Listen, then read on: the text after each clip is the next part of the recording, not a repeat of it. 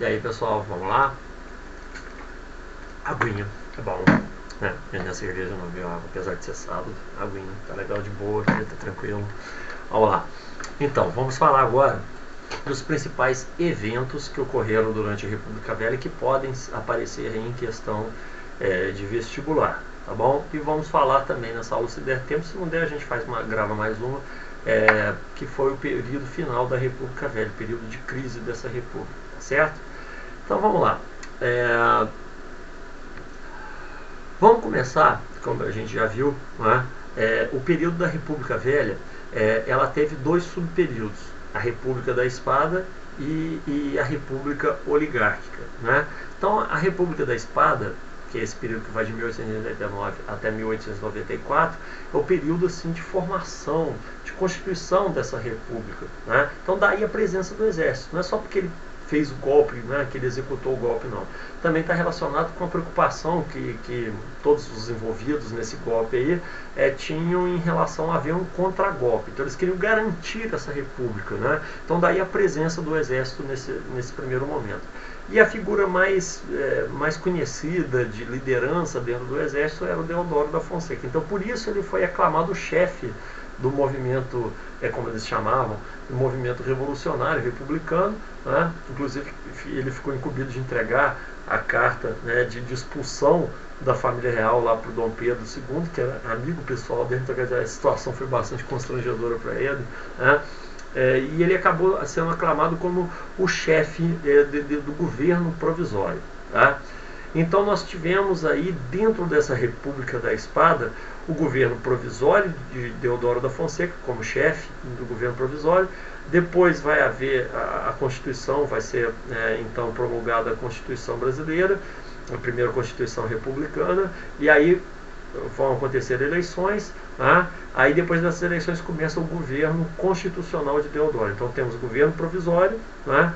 O governo constitucional de Deodoro da Fonseca, depois nós vamos ver que o Deodoro da Fonseca ele renuncia, e depois teremos o governo de Floriano Peixoto. Então vamos ver dentro desse período aqui, da República da Espada, quais são os eventos mais importantes que podem cair, né, em prova de vestibular. Então vamos lá. Governo provisório vai de 1889, proclamação da República, até 1891, data da promulgação da Constituição.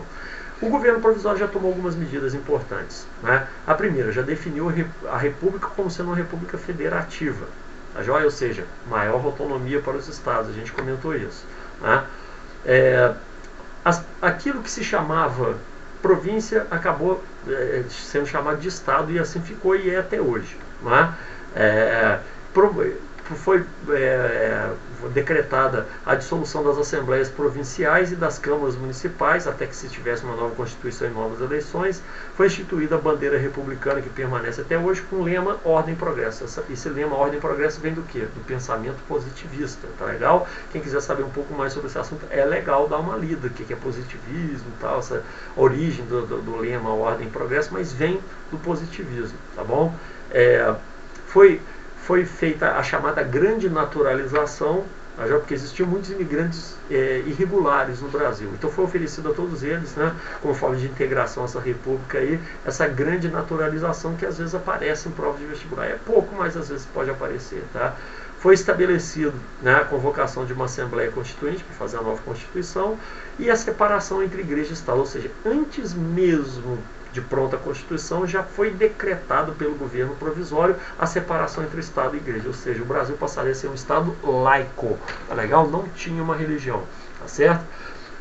E foi instituído também o casamento civil, que não existia, só existia o casamento no religioso, tá bom? Então o casamento religioso ele tinha validade religiosa e também civil. Agora isso foi separado, já que igreja e Estado estavam separados, então foi instituído aí o casamento civil e o registro civil também quando a pessoa nascia, tá bom? Então essas foram as principais medidas tomadas aí durante o chamado governo provisório, tá bom? Ainda no governo provisório, né, o que aconteceu? Houve um plano político, econômico, melhor dizendo, né, que ficou conhecido como um encilhamento. Isso aí cai bastante em prova, tá, gente? O que foi esse encilhamento? O ministro da Fazenda na época era o Rui Barbosa, famoso Rui Barbosa, né? Ele achou que tinha pouco dinheiro em circulação no mercado brasileiro, resolveu então criar bancos regionais e através desses bancos regionais financiar atividades produtivas. Só que não houve fiscalização e o resultado foi o quê? Muita gente pegou dinheiro e ao invés de aplicar em atividades produtivas para aumentar a produção nacional, fazer circular mais riquezas e aumentar a produção de riquezas no Brasil, a gente começou a especular com esse dinheiro, guardar, investir em outras coisas, e o resultado disso foi o quê? Mais dinheiro em circulação e a produção não aumentou na mesma proporção, inflação. Tá joia? Então, essa é a marca do encilhamento. Inflação, por causa desse processo que eu acabei de explicar. E ganhou o nome de encilhamento porque encilhamento era o nome do lugar onde se fazia aposta nas corridas de cavalo lá no Jockey do Rio de Janeiro. Então era uma crítica, né? Esse nome encilhamento aí, na realidade, era uma crítica a essa política econômica do governo, que, como a gente viu, acabou não dando certo, acabou gerando inflação. Tá certo? Então vamos lá. Terminado o período do governo provisório, ou seja, já pronta a Constituição, né, deveriam haver eleições. Então vamos ver, antes das eleições, o que estava estabelecido pela Constituição de 1891. Tá? O presidente da República seria eleito pelo voto direto, mas não o primeiro, porque o primeiro seria eleito pelo voto indireto. Tá joia? Depois os que viessem depois, aí sim, pelo voto direto. Teria um mandato de 4 anos, sem direito à reeleição. Tá? Outro ponto importante também, não existia vínculo entre presidente e vice-presidente, ou seja, se você quisesse votar no presidente, no candidato a presidente de uma chapa e no candidato a vice de outra chapa, você podia fazer isso. Tá? E aí tem uma questão importante, essa costuma cair também em prova de vestibular. Foi estabelecido o voto universal, ou seja, o voto deixava de ser o voto censitário e passava a ser então o voto universal.